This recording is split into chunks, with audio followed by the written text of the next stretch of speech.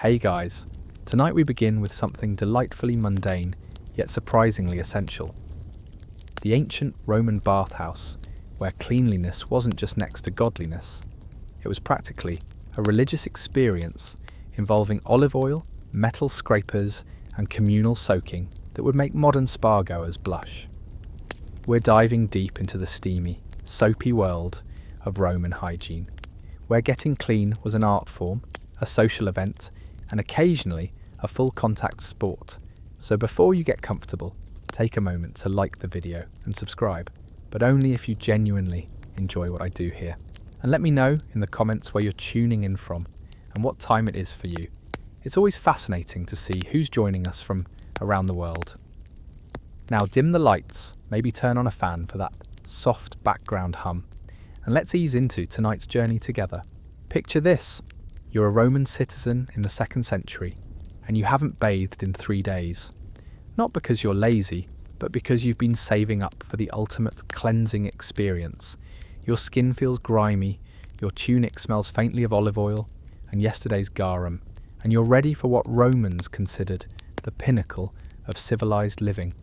The bathhouse, not just any bathhouse, mind you, but one of those magnificent complexes that could accommodate thousands of people at once, complete with hot pools, cold pools, exercise areas, libraries, and snack bars.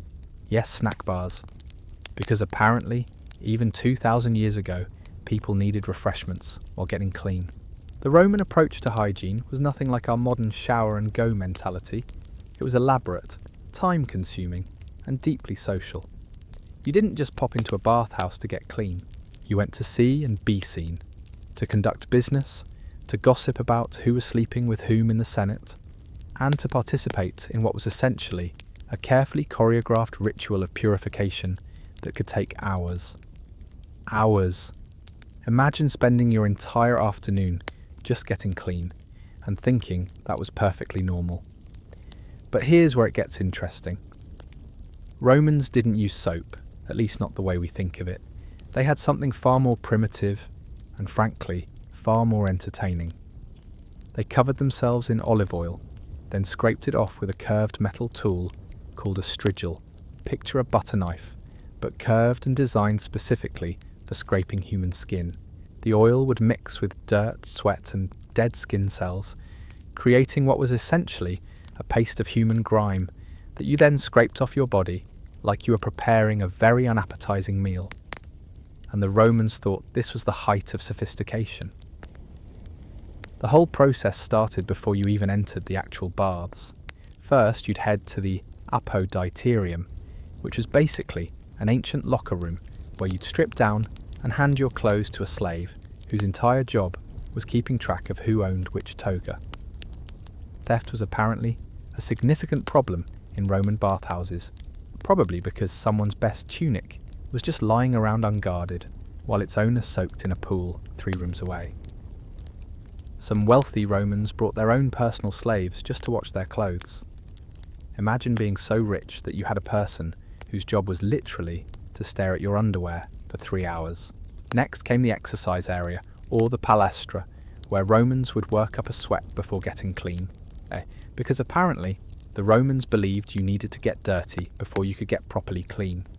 They'd wrestle, lift weights, play ball games, or engage in various forms of athletic competition while completely naked. Yes, naked. Ancient Roman exercise was a clothing optional affair, which probably made the whole experience significantly more motivating. Nothing makes you want to get in shape quite like knowing you'll be competing naked in front of your neighbours, your business associates, and that annoying guy from down the street who always brags about his olive grove.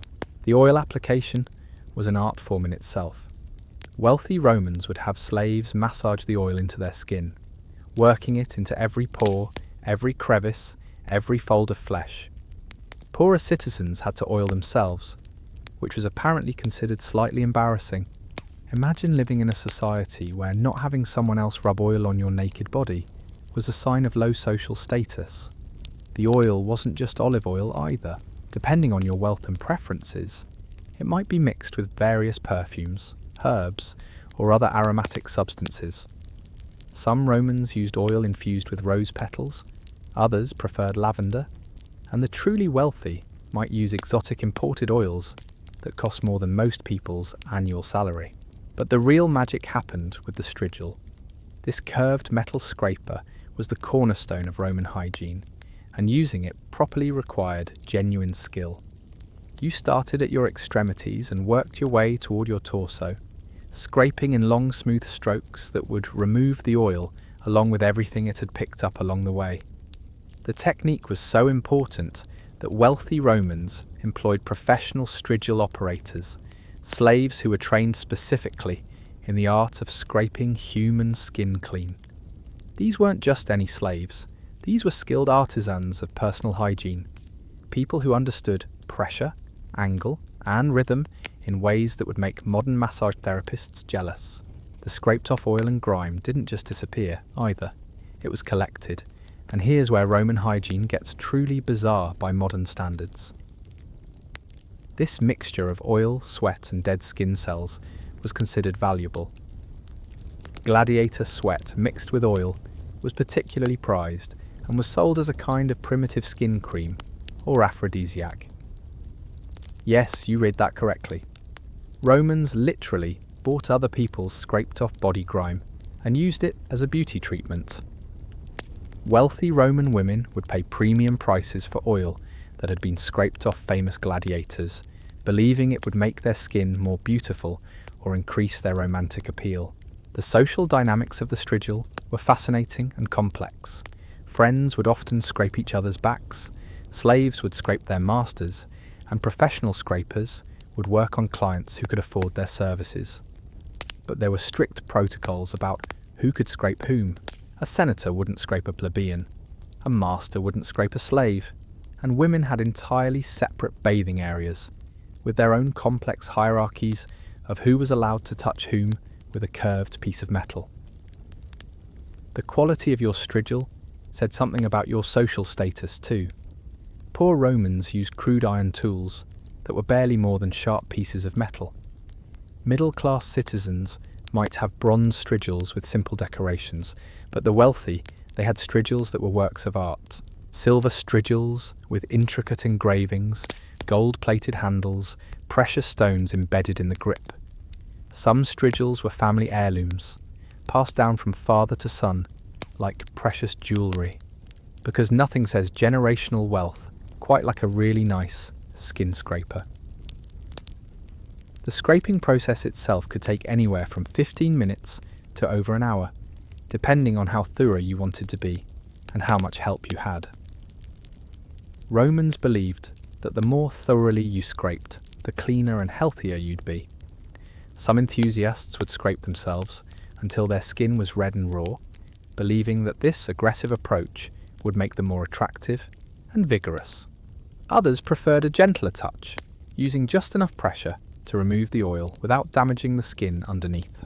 But the strigil was just the beginning. After the scraping came the actual bathing, and Roman baths were unlike anything we have today. These weren't simple pools of clean water, they were complex systems of interconnected chambers, each serving a specific purpose in the cleansing ritual. The Romans had turned bathing into a science with precise temperatures, specific minerals dissolved in the water, and carefully planned sequences that were supposed to maximize both cleanliness and health benefits. The typical Roman bathhouse had at least 3 main bathing areas. The caldarium, or hot room, where the water was heated to temperatures that would make modern hot tubs seem refreshingly cool. The tepidarium, a warm room that served as a transition between hot and cold. And the frigidarium, a cold plunge pool that was supposed to shock your system back to normal after the intense heat of the other rooms. But this wasn't just about getting clean. Romans believed that this sequence of hot, warm, and cold water would balance their bodily humours, improve their circulation, cure various ailments, and generally make them healthier, more attractive, and longer lived. The heating system alone was a marvel of ancient engineering. Roman bathhouses used a hypercourse system, where hot air from underground furnaces was circulated through hollow spaces in the walls and floors. The floors were often too hot to walk on barefoot, so bathers wore special wooden sandals or thick leather soles. Imagine trying to relax and get clean while constantly worried about burning your feet on the floor. The walls would be warm to the touch, creating a sauna-like environment that made you sweat even before you entered the actual water. Water temperature was taken seriously in Roman baths. The caldarium could reach temperatures of up to 40 degrees Celsius, hot enough to cause serious injury if you weren't careful. Romans would enter gradually, first sitting on the edge of the pool to acclimate, then slowly lowering themselves into the water. Some baths had steps with different temperature zones, allowing bathers to find their ideal heat level. The truly hardcore Romans would dive directly into the hottest water available, viewing it as a test of strength and endurance. But here's what made Roman bathing truly unique. It was intensely social. Unlike our modern private bathrooms, Roman bathhouses were community spaces where people went to network, gossip, conduct business, and show off their bodies. Senators would discuss legislation while soaking in hot water. Merchants would negotiate deals while scraping oil off each other's backs. Artists would find patrons. Lovers would meet secretly, and philosophers would debate the meaning of life, all while completely naked and covered in olive oil. The social rules of bathhouse behaviour were complex and unwritten, but absolutely essential to navigate if you wanted to maintain your reputation. You couldn't just splash around like a child. You had to enter the water gracefully, position yourself appropriately based on your social status, engage in conversation with the right people, and avoid offending anyone who might be important to your career or social standing. Romans spent considerable time learning bathhouse etiquette, and getting it wrong could have serious consequences for your place in society.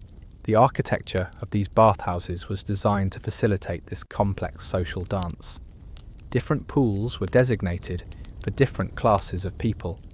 The largest, most luxurious pools were reserved for senators, wealthy merchants, and other members of the upper class. Smaller side pools accommodated the middle classes, while slaves and the very poor were relegated to the least desirable bathing areas, often with cooler water and fewer amenities. But even within these class-based divisions, there were subtle hierarchies based on age, profession, and personal connections. Women had entirely separate bathing facilities, usually smaller and less elaborate than the men's areas, though wealthy women's bathhouses could be quite luxurious in their own right. The timing was different too. Women typically bathed in the morning hours, while men dominated the afternoon and evening sessions. This separation wasn't just about modesty, it was about maintaining the complex social order that kept Roman society functioning. Mixed bathing did exist in some private bathhouses, but it was scandalous and often associated with moral corruption and political subversion.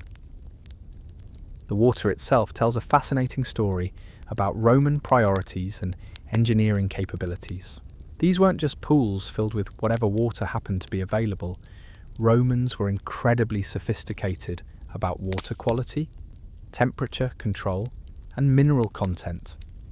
Different bathhouses featured different types of water, some drawn from natural hot springs, others heated artificially, and many enhanced with various minerals and substances believed to have therapeutic properties. Sulfur springs were particularly prized for their supposed ability to cure skin conditions and joint pain. Romans would travel hundreds of miles to bathe in specific mineral waters, turning therapeutic bathing into an early form of medical tourism. Some bathhouses added salt to their pools, believing it would help preserve the skin and prevent disease. Others incorporated various herbs and oils directly into the bathing water, creating aromatic experiences that were part hygiene, part aromatherapy, and part religious ritual. The maintenance of these water systems required an army of specialized workers. Furnace stokers worked around the clock to keep the heating systems running at proper temperatures. Water carriers constantly replenished the pools with fresh supplies. Cleaning crews worked during off hours to remove debris scrub surfaces, and replace water that had become too contaminated for use. And contaminated it definitely became, because despite all their elaborate cleansing rituals, Romans had some hygiene practices that would horrify modern health inspectors. For one thing, they didn't change the water very often. The same pools that dozens or even hundreds of people bathed in during the day might go for days or even weeks without being completely drained and refilled. Romans believed that water that had been used for bathing actually became more beneficial over time, as it absorbed the healthy essences of previous bathers. The oil, dead skin, sweat, and various bodily fluids that accumulated in these pools were seen not as contamination, but as therapeutic additions that made the bathing experience more beneficial. The Romans did have some methods for keeping the water relatively clean, though these would seem primitive by modern standards. They used various filtering systems, including sand filters and cloth strainers, to remove the largest particles of debris. They added various substances to the water that were supposed to have purifying properties, including wine, vinegar, and various herbal concoctions. Some bathhouses employed slaves whose specific job was to skim floating debris from the surface of the pools using long-handled nets, like ancient pool cleaners armed with primitive skimmers.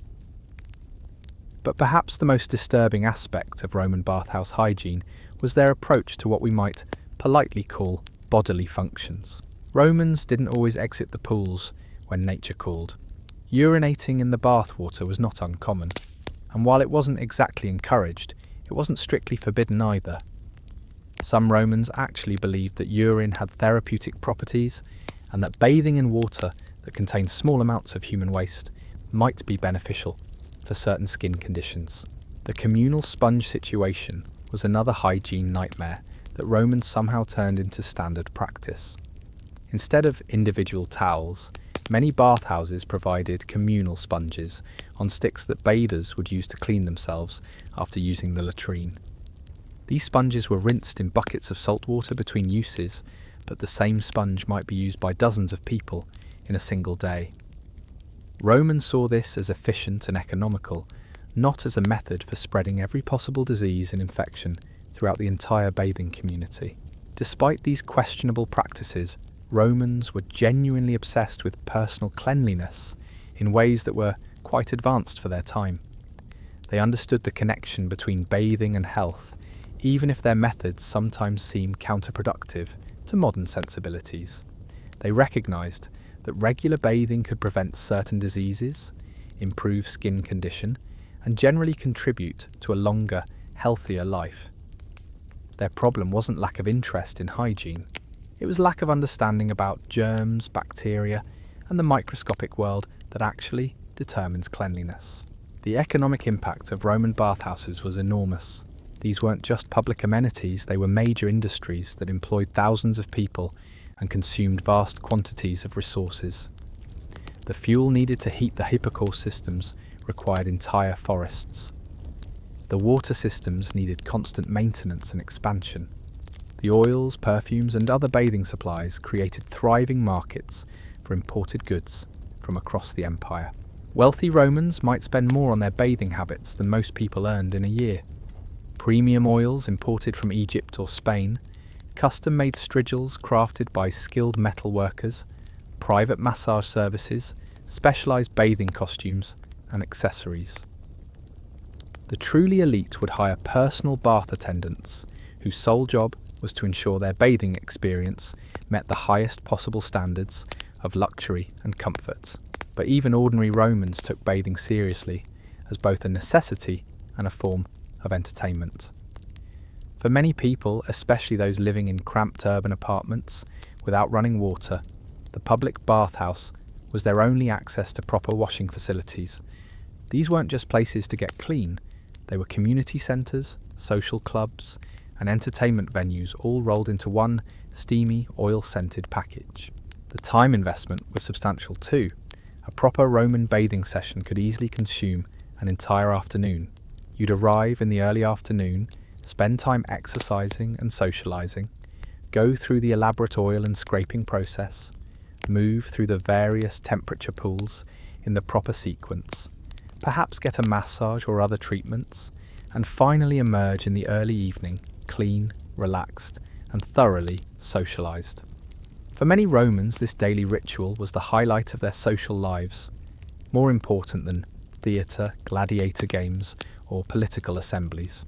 Children learned bathhouse etiquette from an early age because proper bathing behaviour was considered essential to becoming a civilized Roman citizen. Young boys would accompany their fathers to learn the complex social dynamics, the proper scraping techniques, and the unwritten rules that governed bathhouse society. Girls would go with their mothers or female relatives to learn the equally complex protocols that applied in women's bathing areas. The educational aspect was significant because bathhouses weren't just about physical cleansing. Romans believed that regular bathing was essential for moral and spiritual purification as well. They saw the progression from dirty to clean as a metaphor for the journey from ignorance to wisdom, from barbarism to civilization. In Roman thinking, people who didn't bathe regularly weren't just physically unclean, they were morally and intellectually inferior, closer to animals than to properly civilized human beings. This belief system created enormous pressure to participate in bathhouse culture, even for people who might have preferred more private or simpler washing methods. Not going to the baths regularly was a sign of poverty, barbarism, or moral failing.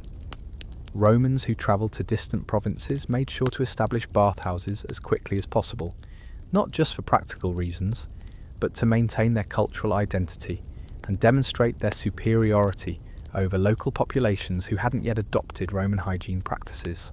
The religious aspects of Roman bathing went far deeper than simple cleanliness rituals. Many bathhouses contained shrines to various deities, particularly those associated with health, water, and purification. Bathers would make offerings to these gods before entering the pools, believing that divine favour was necessary for the bathing experience to provide its full benefits. Some Romans carried small votive offerings into the water with them, tiny bronze figurines or carved gems that they would drop into the pools as payment for divine protection and blessing. The goddess Fortuna Balnearis was specifically associated with bathhouse luck and safety. Romans believed she could prevent accidents, like slipping on wet marble floors or being scalded by overheated water. Her shrines were common in bathhouse entrances, where nervous bathers would leave coins, flowers, or small food offerings before beginning their cleansing rituals. The truly superstitious would whisper prayers to her, while scraping themselves with strigils, asking for protection against cuts, infections, or social embarrassment. Water spirits and nymphs also played important roles in bathhouse spirituality. Romans believed that every natural hot spring was inhabited by divine beings who controlled the water's therapeutic properties. Even artificially heated baths were thought to attract these spirits over time, especially if the proper rituals were performed during construction and daily operation. Bathhouse operators would employ priests or priestesses to perform regular ceremonies designed to keep these spirits happy and cooperative. The timing of bathing was influenced by religious considerations as well. Certain days of the month were considered more auspicious for cleansing rituals, particularly those associated with water deities or purification festivals. Romans would plan their most important bathing sessions around these sacred dates, believing that washing on the right day could cure illnesses, improve their appearance, or bring good fortune in business and romance. But the spiritual dimension of bathing wasn't limited to formal religious observances. Romans believed that the physical act of removing oil and grime was symbolically connected to removing moral and spiritual contamination. They saw dirt as more than just physical matter. It was a manifestation of moral failing, spiritual weakness, and social corruption. Getting truly clean required not just proper scraping technique, but also proper mental attitude and spiritual preparation. This is why Romans took so much time with their bathing rituals. They weren't just trying to remove surface dirt, They were attempting to purify their entire being. The elaborate sequence of exercises, oil application, scraping, and temperature variations was designed to cleanse the soul as well as the body. Each step had symbolic meaning. Each pull represented a different stage of spiritual purification, and emerging from the frigidarium was seen as a kind of rebirth into a cleaner, more virtuous state of being. The medical theories underlying Roman bathing practices were surprisingly sophisticated, even if they were based on incorrect assumptions about how the human body actually works. Roman physicians believed that health depended on maintaining proper balance between the four bodily humours: blood, phlegm, yellow bile, and black bile. Different bathing temperatures and techniques were prescribed to adjust these humours and cure various ailments. Hot baths were believed to increase blood flow and eliminate excess moisture from the body. The intense heat would cause profuse sweating, which Romans thought expelled harmful substances and restored proper humour balance. Physicians would prescribe specific temperatures and soaking times based on individual patients' conditions and constitutional types. Some Romans spent hours in the caldarium sweating out what they believed were the physical causes of depression, anger, or mental confusion. Cold plunges served the opposite function, shocking the system and forcing the humours to redistribute themselves in healthier patterns. The sudden temperature change was thought to stimulate vital forces and strengthen the body's natural defences against disease. Romans believed that people who regularly alternated between hot and cold water would live longer, think more clearly, and maintain their physical strength well into old age. The scraping process was considered essential for removing not just dirt, but also corrupted humours that had risen to the surface of the skin. Romans thought that oil could draw harmful substances out of the body's interior, and the strigil would remove these toxins along with the oil itself. Different scraping pressures and patterns were prescribed for different medical conditions, and skilled strigil operators were valued as much for their medical knowledge as for their technical abilities. Massage was integrated into the bathing process as another form of medical treatment. Roman masseurs were trained to manipulate muscles' physical imbalances. They used various oils and joints in ways that would supposedly redirect humoral flows and correct anointments during massage sessions, each believed to have specific therapeutic properties. Some oils were warming, others cooling, and the choice depended on the individual's medical needs and constitutional type. The social stratification within bathhouses created its own complex medical hierarchy. Wealthy Romans had access to the most skilled massage therapists, the purest oils, and the most precisely controlled water temperatures. They could afford private treatment rooms where physicians would supervise their bathing sessions and prescribe individualized cleansing regimens. Poor Romans had to make do with whatever communal facilities were available, often receiving medical advice from amateur enthusiasts rather than trained professionals. Women's medical bathing was particularly elaborate because Roman physicians believed female bodies required more careful temperature regulation than male bodies. Women were thought to be naturally colder and moister than men, requiring longer sessions in hot water to achieve proper humour balance. Pregnant women had special bathing protocols designed to ensure healthy development of their unborn children, while elderly women followed different regimens intended to preserve their remaining vital forces. The architecture of bathhouses reflected these medical theories in subtle but important ways. The progression from exercise area to oil application, to scraping, to hot bathing, to cold plunging wasn't arbitrary. It was designed to guide the body through a complete cycle of humoral adjustment. The sizes and shapes of different pools were calculated to provide optimal therapeutic environments for various stages of the medical bathing process. Ventilation systems were crucial for maintaining what Romans believed were proper atmospheric conditions for healing. The hypercaust heating didn't just warm the water and floors, it created specific air currents and humidity levels that were thought to enhance the medical benefits of bathing, Some bathhouses had adjustable vents and dampers that operators could manipulate to create different therapeutic atmospheres for different times of day or seasonal conditions. The water filtration systems, primitive as they were, served medical purposes as well as practical ones.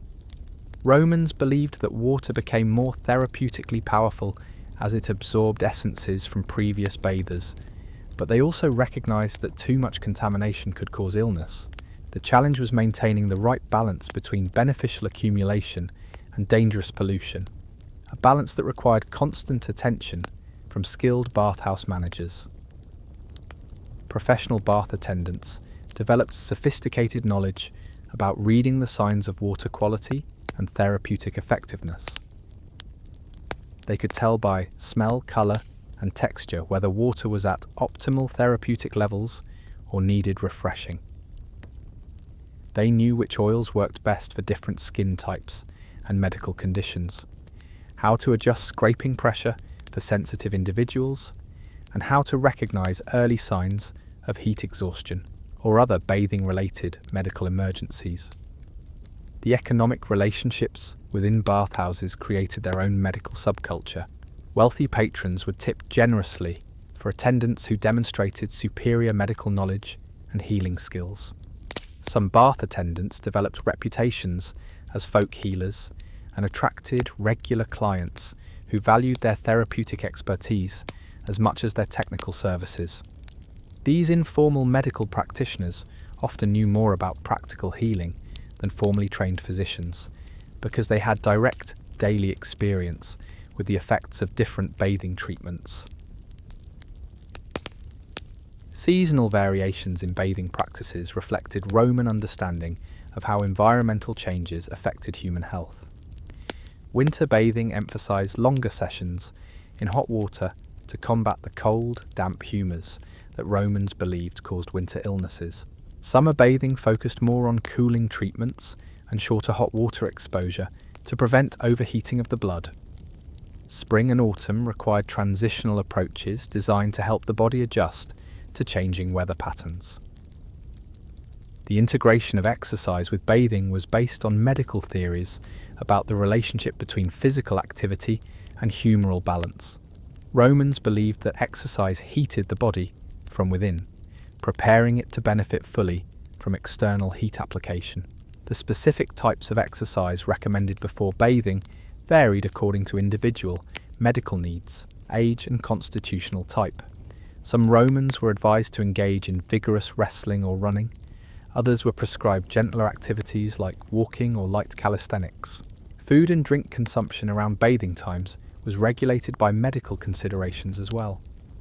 Romans believed that bathing on a full stomach could cause dangerous humoral imbalances, while bathing when too hungry could lead to weakness and fainting. The timing of meals relative to bathing sessions was calculated to optimize both digestion and therapeutic benefits. Some bath attendants doubled as dietary advisors, recommending specific foods and drinks to enhance the medical effects of different bathing treatments. The development of specialized bathing equipment reflected growing medical sophistication in Roman hygiene practices. Different types of strigils were designed for different therapeutic purposes, some for gentle cleansing, others for more aggressive treatment of skin conditions. Oil heating devices ensured that therapeutic oils were applied at optimal temperatures for maximum medical benefit. Even the wooden sandals worn in hot bath areas were crafted with medical considerations in mind, providing protection while allowing feet to benefit from radiant floor heat. But perhaps most fascinating was how Roman medical bathing practices influenced the broader culture's understanding of health, disease, and the human body. The daily ritual of systematic cleansing created a population that was intensely aware of physical sensations, bodily functions, and the relationship between environmental factors and personal well-being. Romans developed a sophisticated vocabulary for describing different types of cleanliness, various qualities of water and oil, and the subtle effects of different temperature treatments. This heightened body awareness extended beyond the bathhouse into other areas of Roman life. People who spent hours each day paying attention to their skin, their circulation, their response to heat and cold, naturally became more attuned to other aspects of their physical condition. They noticed changes in appetite, sleep patterns, and energy levels that might indicate developing health problems. The bathhouse culture created a society of amateur medical observers, people who understood their bodies well enough to detect illness early and seek appropriate treatments. The social aspects of medical bathing created networks of informal health information exchange. Bathers would compare notes on which treatments worked best for specific conditions, which bath attendants had the most effective techniques, and which bathhouses offered the most beneficial water and atmospheric conditions. This constant sharing of medical experiences created a collective body of practical health knowledge that supplemented and sometimes contradicted the theories of formal medical practitioners. The influence of bathhouse medical culture extended into Roman domestic life in ways that transformed how families approached health and hygiene. Wealthy households began installing smaller versions of bathhouse facilities in their private villas, complete with miniature hippocaust systems and specialized bathing chambers. These domestic installations weren't just about convenience. They were about maintaining the medical benefits of proper bathing when public facilities weren't accessible or socially appropriate. Private household bathing created new categories of specialized slaves. The balnata domesticus was a slave trained specifically in home bathing services, skilled in oil preparation, strigal techniques, and basic medical assessment. These slaves often commanded higher prices than ordinary domestic workers because their specialized knowledge was considered essential for maintaining family health. Some wealthy Romans valued their personal bath attendants so highly that they would include them in marriage dowries or bequeath them as precious inheritances. The training of domestic bath slaves was surprisingly rigorous. They learned to recognize symptoms of various ailments that could be treated through specific bathing regimens. They memorized recipes for therapeutic oil blends, understood the proper sequences for temperature transitions, and could perform basic diagnostic assessments based on skin condition, body odor, and other physical indicators. Some developed reputations that extended beyond their immediate households, with neighbors requesting to borrow particularly skilled bath attendants for special medical treatments. Children's bathing education began remarkably early in wealthy Roman families.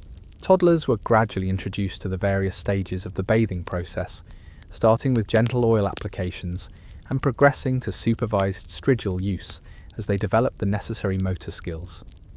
Parents believed that early exposure to proper bathing techniques would establish healthy habits that would prevent illness throughout life. Children who learned correct bathing procedures were thought to be more likely to maintain good health, attract suitable marriage partners, and achieve success in adult life. The gender segregation that characterized public bathhouses became even more pronounced in domestic settings. Roman households with bathing facilities typically maintained separate areas for men and women, with different water temperatures, oil selections, and bathing schedules. Women's domestic bathing areas often included additional amenities like specialized mirrors, cosmetic preparation areas, and storage for perfumes, and beauty treatments that weren't available in public facilities. Female bath attendants in wealthy households developed expertise in cosmetic applications that went far beyond basic cleansing. They learned to prepare face masks from various clays and oils, to create hair treatments using exotic imported ingredients, and to perform elaborate beauty rituals that could take hours to complete. These treatments were considered medical procedures as much as cosmetic enhancements, based on Roman beliefs about the connection between physical appearance and internal health. The seasonal rhythms of domestic bathing followed even more precise schedules than public bathhouse routines. Roman household managers maintained detailed records of family members' bathing activities, noting which treatments were most effective during different times of year. how individual family members responded to various temperature regimens, and which oil combinations produced the best therapeutic results. These records were sometimes passed down through generations as family medical wisdom. Pregnancy and childbirth created special categories of domestic bathing practices. Expectant mothers followed carefully regulated bathing schedules designed to ensure healthy fetal development, with specific water temperatures, oil applications, and massage techniques prescribed for different stages of pregnancy. Postpartum bathing rituals were equally elaborate, intended to restore the mother's humoral balance and prevent the various complications that Romans believed could result from improper cleansing after childbirth. Elderly family members received particularly attentive bathing care because Romans believed that proper hygiene could significantly extend life and maintain mental clarity in old age. Elderly Romans often spent longer periods in warm water, received more frequent oil applications, and were treated with special gentle scraping techniques designed to stimulate circulation without damaging fragile skin. Some families employed specialized elderly care attendants whose primary responsibility was maintaining optimal bathing regimens for aging relatives. The integration of domestic bathing with medical treatment created new forms of household health care. Roman families would adjust bathing procedures in response to illness, injury, or seasonal health challenges. Fever patients received cooling treatments with specific oil applications and shortened hot water exposure. Joint pain sufferers got extended warm water therapy with specialized massage techniques. Skin conditions were treated with customized scraping regimens and therapeutic oil blends prepared according to family recipes. But domestic bathing also created new sources of social anxiety and competition among Roman elites. Families felt pressure to maintain bathing facilities that matched or exceeded those of their social peers. The quality of household bath attendants, the rarity of imported oils, the sophistication of heating systems, and the luxury of bathing appointments became markers of social status that required constant attention and investment. Some families bankrupted themselves trying to maintain domestic bathing standards that would impress visitors and maintain their reputations in competitive social circles. The religious dimensions of domestic bathing were often more personal and intense than public bathhouse rituals. Household shrines dedicated to bathing deities received daily offerings and prayers from family members seeking protection and blessing for their cleansing activities. Some families developed elaborate private ceremonies around bathing, with specific prayers for different family members, seasonal rituals marking changes in bathing routines, and special observances related to health crises or recovery celebrations. Private bathing also enabled more experimental approaches to therapeutic treatments. Wealthy Romans could afford to test new oil combinations, unusual temperature regimens, and innovative scraping techniques without the social pressure and public observation that characterized bathhouse experiences. Some developed highly personalized bathing routines that they believed were uniquely effective for their individual constitutional needs, routines that became closely guarded, family secrets passed down through generations.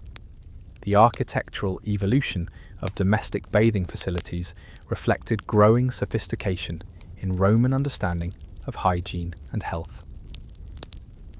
Early private baths were simple heated rooms with basic water supplies. Later installations included complex systems of interconnected chambers with precisely controlled temperatures, specialized ventilation for optimal air quality, and elaborate decoration that turned bathing into an aesthetic as well as therapeutic experience. The most luxurious private bathhouses rivaled public facilities in their complexity and amenities. Some included exercise areas for pre-bathing physical preparation, libraries where family members could read while soaking, and dining areas where light meals could be served during extended bathing sessions. These installations represented enormous investments of resources and demonstrated the central importance that wealthy Romans placed on maintaining optimal hygiene and health through elaborate bathing practices. The maintenance of domestic bathing facilities required specialized knowledge and constant attention. Household managers needed to understand hyper-cost operations, water quality assessment, oil preparation, and storage and equipment maintenance. They supervised teams of slaves responsible for fuel supply, water heating, facility cleaning, and equipment repair. The complexity of these operations meant that maintaining a private bathhouse was almost like running a small business, dedicated entirely to family hygiene and health. Regional variations in domestic bathing practices reflected different climate conditions, available resources, and local cultural influences. Roman families living in northern provinces adapted their bathing routines to deal with longer, colder winters and different water sources. Those in desert regions developed techniques for conserving water while maintaining therapeutic effectiveness. Coastal families incorporated seawater and marine-derived treatments into their domestic bathing regimens, believing that ocean water had special purifying properties. The economic impact of domestic bathing extended far beyond individual household expenses. Entire industries developed to supply the specialized equipment, materials, and services required for private bathing facilities. Skilled craftsmen specialized in hypocaust construction, metal workers created custom strigils and other bathing tools, and merchants developed networks for importing exotic oils and therapeutic substances from across the empire. The social networks that formed around domestic bathing created new forms of elite cultural exchange. Wealthy Roman families would invite guests to experience their private bathing facilities, using these invitations as opportunities to display their sophistication and hospitality. Visitors would compare different households' bathing approaches, sharing information about effective treatments, innovative techniques, and successful therapeutic outcomes. These social bathing visits often had political and business dimensions as well. Important negotiations might be conducted during shared bathing sessions, where the informal atmosphere and mutual vulnerability created opportunities for frank discussion and relationship building. Marriage arrangements, business partnerships, and political alliances were sometimes negotiated in private bathhouses, where the combination of physical relaxation and social intimacy facilitated delicate conversations. The documentation of domestic bathing practices has provided modern historians with detailed insights into Roman daily life, family relationships, and cultural values. Household accounts reveal the enormous expenses associated with maintaining private bathing facilities. Personal letters describe individual experiences with different treatments and therapeutic approaches. Medical writings discuss the effectiveness of various domestic bathing techniques for treating specific conditions, but perhaps most revealing are the artistic representations of domestic bathing found in villa decorations, mosaics, and household objects. These images show Romans engaged in various stages of the bathing process, depicting not just the physical activities, but also the emotional and social dimensions of these intimate family rituals. The art suggests that Romans viewed domestic bathing as one of the most important and meaningful aspects of civilized life, worthy of permanent artistic commemoration. The decline of Roman bathing culture didn't happen overnight. As the empire faced increasing military pressures, economic difficulties, and social upheaval, maintaining elaborate bathing facilities became more difficult and expensive. Public bathhouses fell into disrepair, domestic installations were abandoned, and the complex knowledge systems that supported Roman hygiene practices were gradually lost. The collapse of Roman bathing culture represents one of the most significant losses in the history of human hygiene practices. Yet the influence of Roman bathing extended far beyond the empire's political boundaries. Germanic tribes, Celtic communities, and Other groups that came into contact with Roman culture adopted modified versions of Roman hygiene practices. Islamic cultures inherited and adapted Roman bathing traditions, creating their own sophisticated hammam systems. Even medieval European monasteries maintained simplified versions of Roman bathing rituals, recognizing their value for health and spiritual purification. The rediscovery of Roman bathing practices during the Renaissance sparked renewed interest in hygiene and therapeutic bathing that influenced the development of modern spa culture. European elites began constructing elaborate bathing facilities inspired by archaeological discoveries of Roman bathhouses. The therapeutic principles underlying Roman bathing influenced early modern medical practices and contributed to growing understanding of the relationship between cleanliness and health. Today's spa and wellness industries owe enormous debts to Roman bathing innovations. Modern hydrotherapy, therapeutic massage, aromatherapy treatments, and holistic health approaches all have roots in Roman bathing culture. The Roman understanding that physical cleansing could be combined with social interaction, spiritual purification, and therapeutic treatment continues to influence contemporary approaches to health and wellness. But beyond its practical innovations, Roman bathing culture represents something deeper about human nature and social organization. The Romans understood that hygiene wasn't just about removing dirt. It was about creating and maintaining community bonds, demonstrating cultural values, and expressing individual and collective identity. Their elaborate bathing rituals served psychological and social functions that went far beyond simple cleanliness. The Roman approach to hygiene also reveals sophisticated understanding of the relationship between physical environment and human well-being. Their careful attention to water quality, temperature control, atmospheric conditions, and social dynamics created therapeutic environments that addressed multiple dimensions of human health simultaneously. This holistic approach to hygiene and health remains relevant for modern societies, grappling with questions about wellness, community, and the role of ritual in daily life.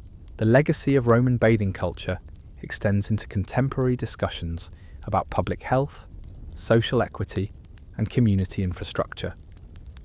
Roman bathhouses were among the first truly public health facilities, providing essential hygiene services to entire urban populations regardless of economic status.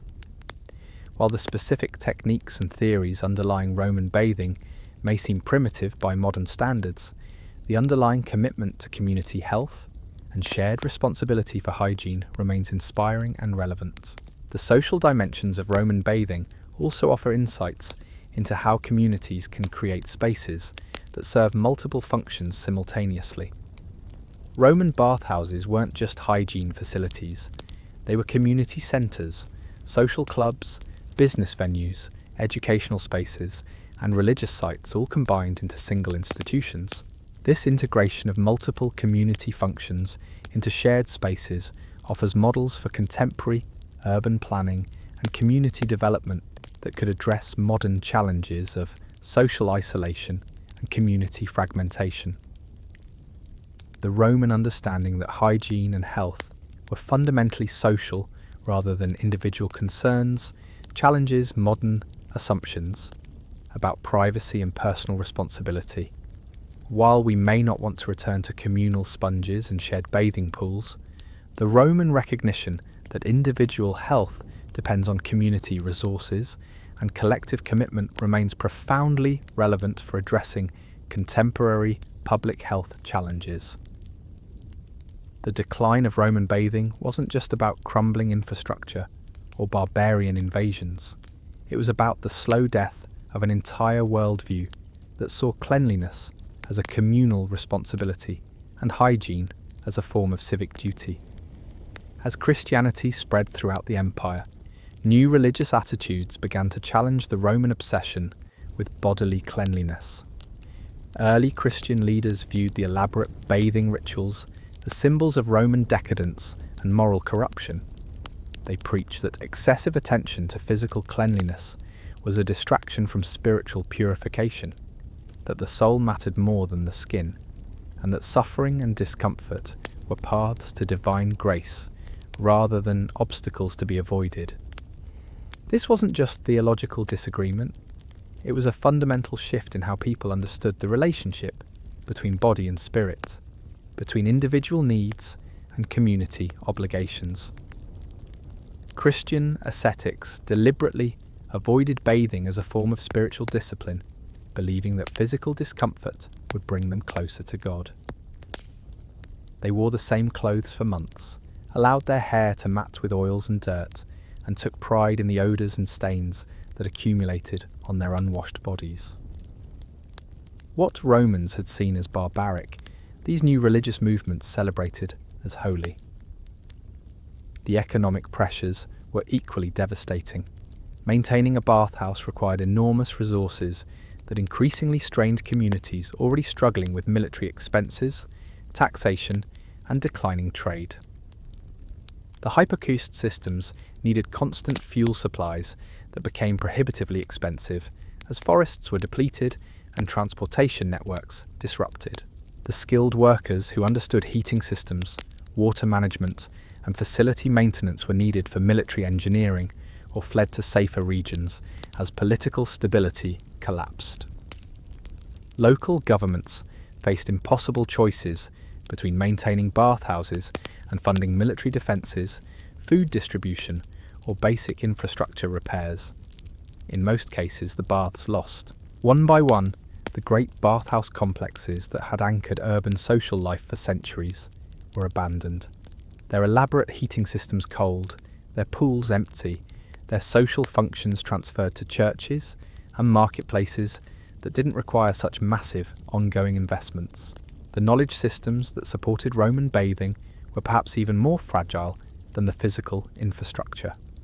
The complex understanding of humoral medicine, therapeutic techniques, and hygiene practices depended on continuous transmission from master to apprentice, from experienced practitioners to newcomers. As the economic incentives for maintaining this knowledge disappeared, so did the people who possessed it.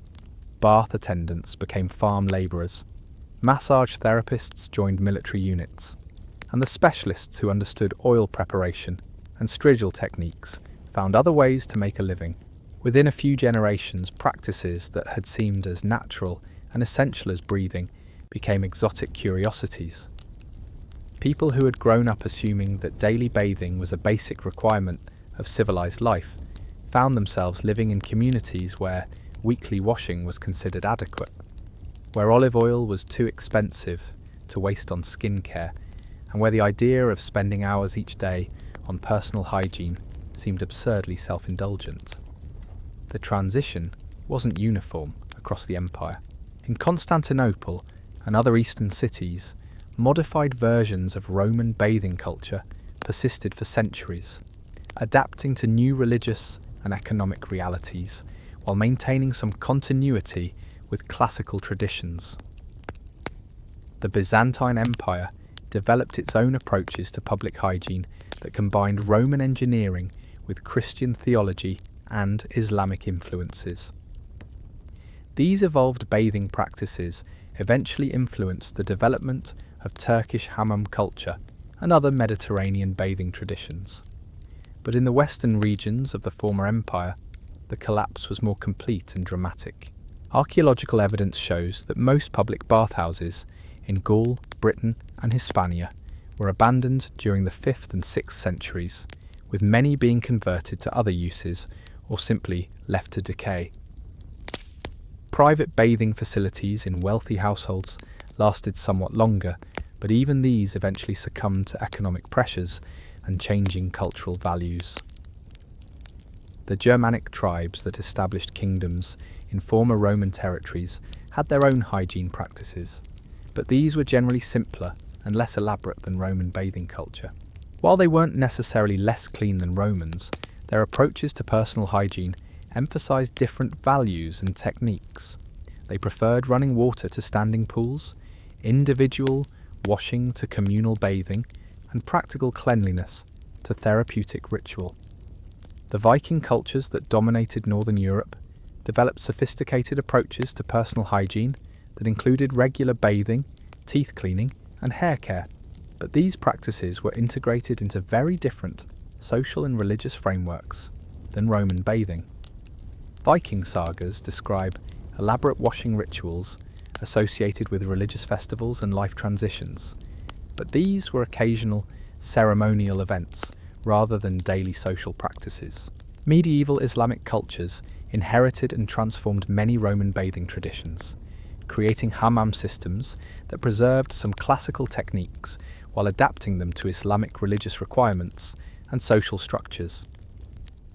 The Islamic emphasis on ritual purity before prayer created strong religious incentives for regular bathing that helped maintain sophisticated hygiene practices throughout the medieval period.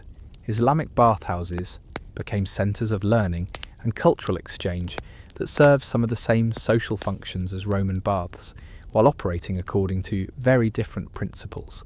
The medieval Christian monasteries that dotted the European landscape maintained simplified versions of Roman bathing practices for practical rather than social reasons. Monastic rules typically required regular washing for health purposes, but these were private, utilitarian activities stripped of the social, recreational, and therapeutic dimensions that had made Roman bathing such a central part of urban life. Monks bathed to stay healthy enough to perform their religious duties, not to socialise, conduct business, or pursue medical treatment. The medieval nobility gradually developed their own bathing cultures that borrowed selectively from Roman traditions while adapting to feudal social structures and Christian religious requirements. Castle bathhouses were typically private family facilities rather than public institutions designed to serve household members and important guests rather than entire communities. These installations were often elaborate and expensive, but they served fundamentally different social functions than Roman bathhouses. Medieval urban bathing facilities existed in many cities, but they operated according to very different principles than Roman baths. They were typically commercial enterprises run by private operators rather than public institutions maintained by municipal governments. They served primarily practical hygiene needs rather than social and therapeutic functions, and they were often viewed with suspicion by religious authorities who associated public bathing with moral corruption and social disorder. The Black Death and other epidemic diseases that swept through medieval Europe created additional complications for public bathing. Medical authorities began to suspect that communal bathing might contribute to disease transmission, leading to restrictions and regulations that further undermined the social functions of public baths.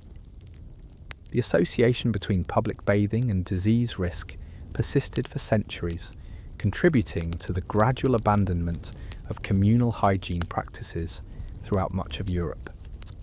Renaissance humanists who rediscovered classical Roman texts were fascinated by descriptions of ancient bathing practices, but their attempts to revive these traditions were largely unsuccessful. The social and economic conditions that had supported Roman bathing culture no longer existed, and the religious and cultural values of Renaissance Europe were fundamentally incompatible with the communal therapeutic approaches to hygiene that had characterized classical antiquity. The development of early modern spa culture in the 17th and 18th centuries represented a partial revival of Roman bathing traditions. But these new institutions served primarily elite clienteles seeking medical treatment or fashionable recreation. They lacked the democratic, community-wide character that had made Roman bathhouses such important social institutions. Spa culture was exclusive rather than inclusive, commercial rather than civic, and focused on individual treatment rather than community building. The Industrial Revolution created new opportunities and challenges for public hygiene that bore little resemblance to Roman approaches. Steam-powered pumping systems made it possible to supply running water to individual households, eliminating the need for communal bathing facilities while creating new possibilities for private hygiene. the discovery of germ theory, and the development of modern medicine provided scientific understanding of cleanliness and disease that was far more accurate than Roman humoral theories, but also more individualistic and less socially integrated. Modern public health movements of the 19th and 20th centuries borrowed some elements from Roman bathing culture, particularly the recognition that community hygiene required public investment and collective action. Public swimming pools, community centres with bathing facilities, and municipal water systems all reflected some understanding that individual health depended on community resources and shared infrastructure.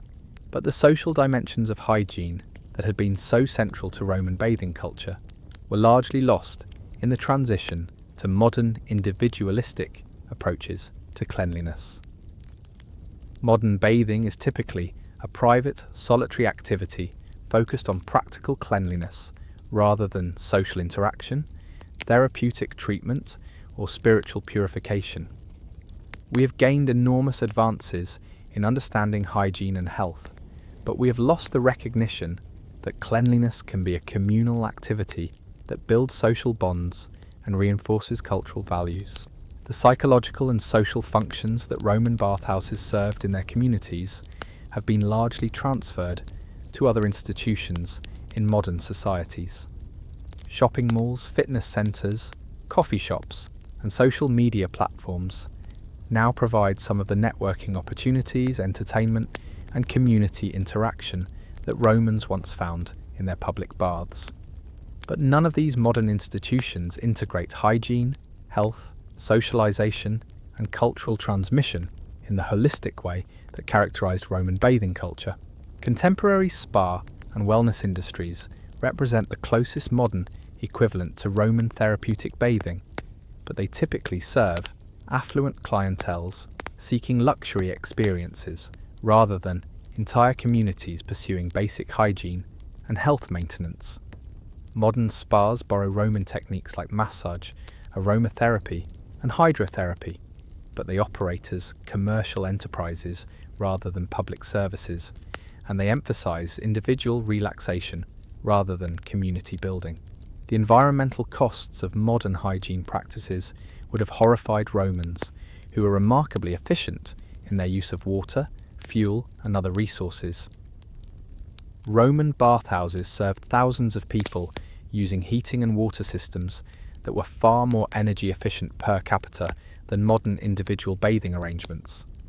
The Roman commitment to maintaining and reusing water, oil, and other materials reflected both economic necessity and cultural values that emphasized conservation and collective responsibility. Modern environmental movements have begun to rediscover some Roman approaches to resource conservation and community-based infrastructure, but these efforts face enormous challenges in societies organized around individual consumption and private ownership. The Roman model of shared facilities serving entire communities offers insights for addressing contemporary environmental challenges, but implementing these insights requires overcoming cultural and economic obstacles that didn't exist in the ancient world.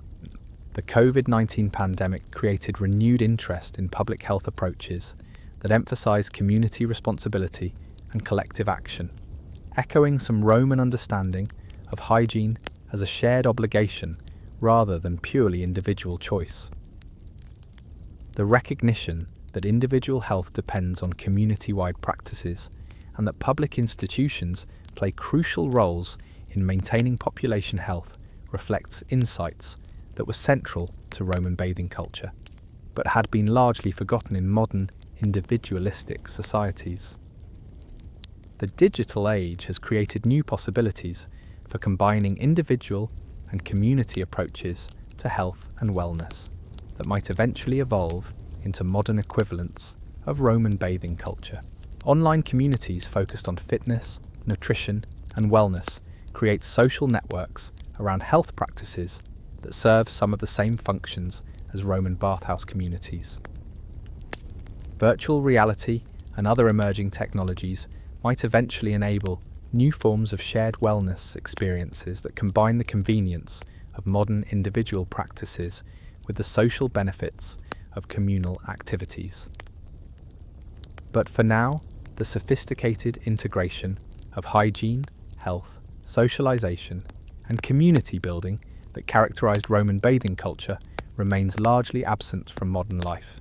We have gained enormous advances in medical knowledge, individual convenience, and private comfort. But we have lost much of the wisdom that Romans possessed about the social dimensions of wellness and the importance of shared rituals in maintaining community bonds. The story of Roman bathing culture isn't just a historical curiosity about ancient hygiene practices. It's a reminder that fundamental human activities like staying clean can be organized in radically different ways that reflect and reinforce different values about individual autonomy, social responsibility, community building, and the relationship between physical and spiritual well-being. The Romans chose to make bathing a communal, therapeutic, and socially integrative activity, and this choice shaped their entire approach to urban life, public health, and cultural transmission.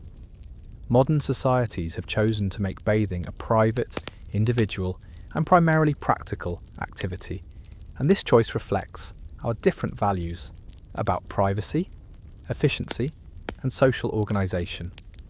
Neither approach is inherently superior, but understanding the alternatives helps us recognize that our current practices aren't inevitable or natural.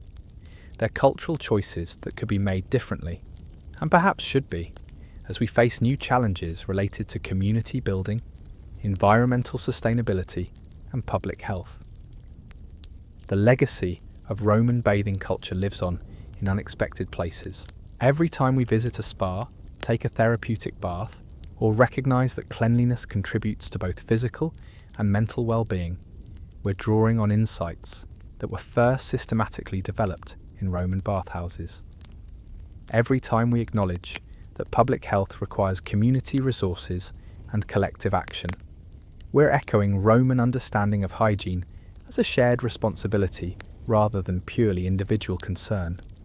But perhaps most importantly, the Roman approach to bathing reminds us that even the most mundane daily activities can be transformed into opportunities for social connection, cultural transmission, and community building. The Romans didn't just get clean in their bathhouses. They created and maintained the social bonds that held their communities together. They transmitted cultural knowledge from generation to generation, and they developed shared understandings about health, wellness, and the good life. In our modern world of increasingly isolated individuals and fragmented communities, the Roman recognition that routine activities like bathing can serve profound social functions offers insights that extend far beyond hygiene practices. Whether we're thinking about how to design public spaces, how to create opportunities for intergenerational learning, how to build community resilience, or how to integrate wellness into daily life, the Roman bathhouse model provides inspiration and guidance that remains remarkably relevant 2,000 years later. The Romans understood something we've forgotten in our age of quick showers and individual privacy, that getting clean wasn't just about scrubbing off the day's grime, it was about participating in civilization itself. To be a proper Roman citizen, you had to know the unwritten rules of communal nakedness, the social hierarchies of who scrapes whom, and the delicate art of conducting business while covered in olive oil and completely nude. The Bathhouse Gossip Network was more efficient than any modern social media platform. News travelled through the pools faster than a slave could run across the city. Political scandals, military defeats, economic crises, and romantic entanglements were all discussed, debated, and dissected, while Romans soaked in water that had been used by dozens of other people that same day. The Caldarium was like ancient Twitter, except instead of character limits, you had temperature limits, and instead of going viral, you risked getting heat stroke. Women's bathhouse culture operated under entirely different rules than men's facilities, but it was equally complex and socially significant. Women's bathing sessions were typically shorter but more elaborate, with greater emphasis on beauty treatments, cosmetic applications, and social networking that focused on family alliances and marriage arrangements. Female bath attendants developed specialized knowledge about pregnancy, childbirth, and women's health issues that made them unofficial medical practitioners for conditions that male physicians rarely understood. The timing of women's bathing was more restricted than men's, typically limited to morning hours when the water was freshest and the facilities less crowded. This scheduling wasn't just about modesty or social convention, it reflected practical concerns about water quality and temperature control that affected women differently than men. Roman medical theories suggested that women's bodies required more careful attention to cleanliness because they were naturally more susceptible to corruption and disease. Wealthy Roman women would arrive at the baths accompanied by entire entourages of slaves, servants, and attendants carrying oils, perfumes, cosmetics, and specialized bathing equipment. These processions through the streets were displays of status and wealth that served important social functions. Other women would observe who was traveling with whom, what oils were being used, which cosmetic treatments were fashionable, and how different families were positioning themselves socially. The female bath attendants who worked in women's facilities were often more skilled and better paid than their male counterparts, because their work required not just knowledge of scraping and massage techniques, but also expertise in cosmetics, hairstyling, perfume application, and the complex social dynamics of female Roman society. These women developed extensive networks of information and influence that extended far beyond the bathhouse walls. Pregnancy and childbirth created special categories of female bathing practices that were surrounded by superstition, medical theory, and social ritual. Pregnant women followed carefully prescribed bathing schedules designed to ensure healthy fetal development, with specific water temperatures, oil applications, and massage techniques for different stages of pregnancy. New mothers had elaborate postpartum cleansing rituals that were believed to restore their strength and protect them from various complications. The religious dimensions of women's bathing were often more intense and personal than male practices. Women's bathhouses typically contained more shrines and religious imagery, and female bathers were more likely to combine their cleansing routines with prayers, offerings, and ritual observances. Some women's facilities were associated with specific goddesses of fertility, childbirth, and female health, creating sacred spaces where bathing became a form of religious devotion. The social hierarchies within women's bathing areas were based on different criteria than men's facilities. While male status was primarily determined by political position and wealth, female status depended more on family connections, marriage alliances, and reputation for virtue and beauty. These distinctions were reflected in seating arrangements around pools, access to premium oils and treatments, and the respect shown by bath attendants and other bathers. Young unmarried women used bathhouse visits as opportunities for social display and marriage networking, carefully choreographing their appearances to attract attention from the mothers and female relatives of eligible young men. These performances required extensive preparation and skilled assistance from slaves who understood fashion, cosmetics, and the subtle signals that indicated family wealth and social position. Older women, particularly those from established families, used bathhouse gatherings to maintain their social networks and influence younger generations. They would hold informal court around the most prestigious pools, dispensing advice about marriage, child-rearing, and household management, while being attended to by younger women seeking their approval and guidance. The economic aspects of women's bathing were substantial and created entire industries focused specifically on female hygiene and beauty. Specialized merchants sold oils, perfumes, and cosmetics exclusively to women's bathhouses. Skilled artisans created jewelry, hair ornaments, and bathing accessories designed for female clienteles. Even the architecture and decoration of women's facilities reflected different aesthetic preferences and functional requirements. The medical aspects of women's bathing were based on Roman theories about female physiology that were quite different from male medical practices. Women were believed to require more frequent cleansing because their bodies were naturally more moist and susceptible to corruption. Different water temperatures and oil treatments were prescribed for different stages of women's reproductive cycles, with elaborate protocols for menstruation, pregnancy, and menopause. Female bath attendants often served as informal medical practitioners, diagnosing and treating women's health conditions through specialized massage techniques, herbal treatments, and therapeutic bathing regimens. These women developed extensive knowledge about female anatomy, reproductive health, and the relationship between bathing practices and women's physical and emotional well-being. The decline of women's bathhouse culture was particularly devastating because it eliminated one of the few public spaces where Roman women could gather, socialize, and maintain independent social networks. As public bathing facilities closed and domestic bathing became more privatized, women lost important opportunities for community building and mutual support that had been central to female Roman society. But the influence of Roman women's bathing practices extended far beyond the empire's political boundaries. The techniques for oil application, skin care, and therapeutic massage that were developed in women's bathhouses influenced beauty and health practices throughout the Mediterranean world.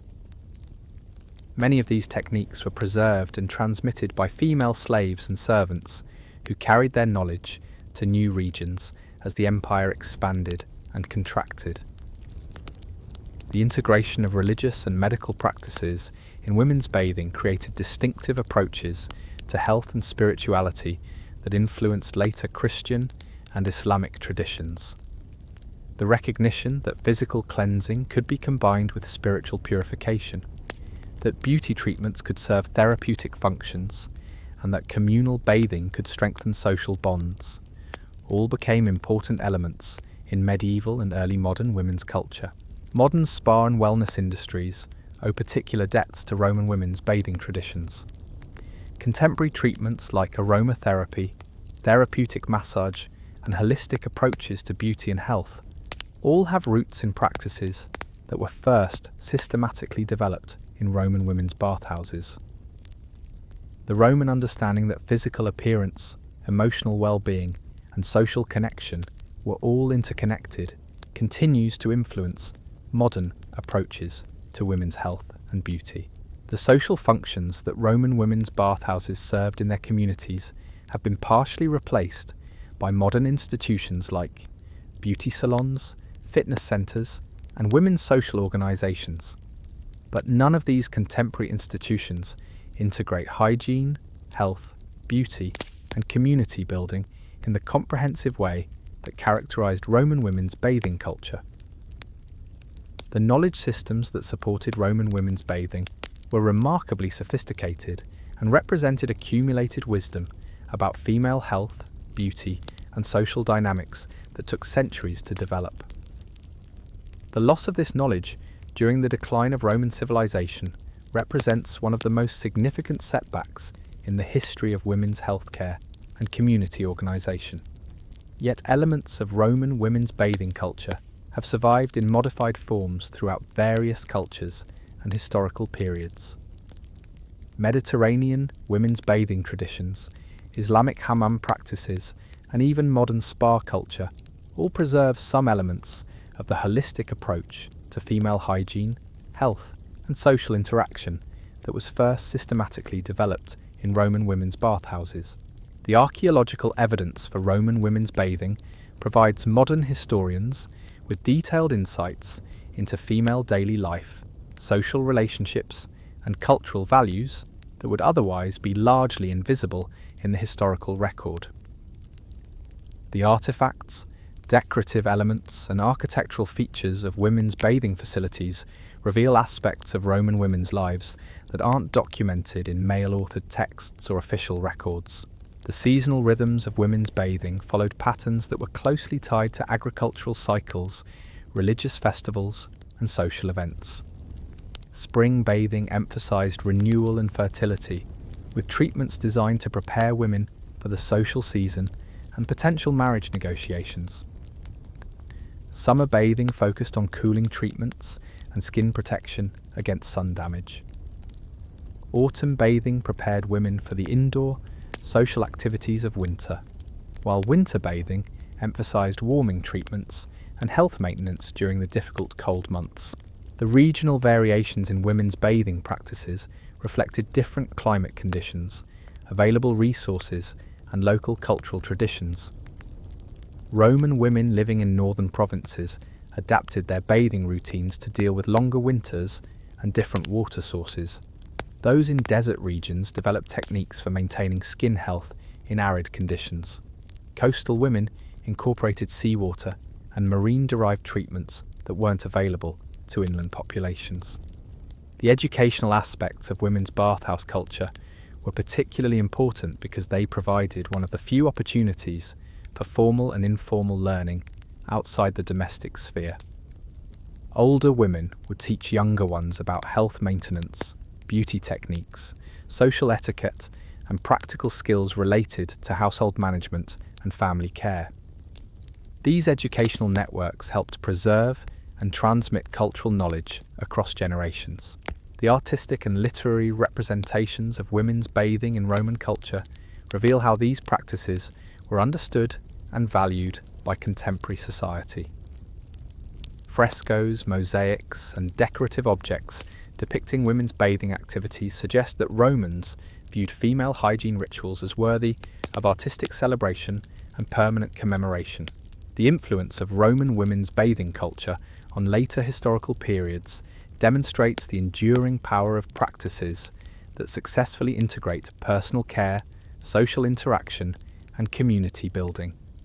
Even as the specific techniques and theories underlying Roman women's bathing were forgotten or replaced, the basic insight that female hygiene could serve multiple social and cultural functions continued to influence women's practices throughout subsequent centuries.